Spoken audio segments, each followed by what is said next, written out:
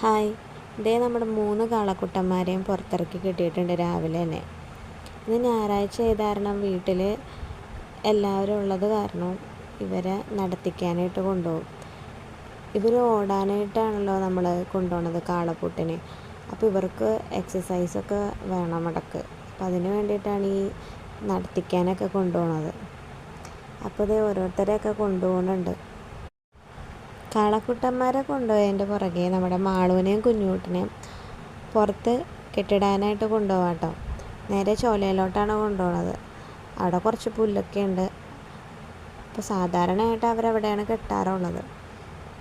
നമ്മുടെ കുഞ്ഞുകുട്ടന് വണ്ടിയൊക്കെ പേടി കേട്ടോ. വണ്ടി കണ്ടിട്ടുണ്ടെങ്കിൽ അവൻ ഒന്ന് പതുങ്ങും. പിന്നെ അവൻ്റെ അമ്മയുടെ മൂട്ടിൽ നിന്ന് മാറുകയില്ല. അവരങ്ങനെ നമ്മളെ നേരെ ചോലയിലോട്ട് കൊണ്ടുപോയി. മകരമാസം ആയത് കാരണമാണ് നല്ല തണുപ്പാണ് രാവിലെ തന്നെ ഇവിടെ.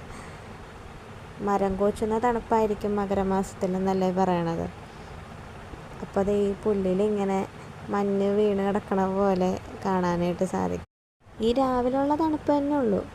കുറച്ചു നേരം കഴിയുമ്പോൾ വരും നല്ല ചൂട്. നമ്മുടെ കുഞ്ഞുകുട്ടന് പിന്നെ ഒന്നും അറിയണ്ട. പാല് കുടിക്കുക അതന്നെ ഉള്ളൂ അവന്.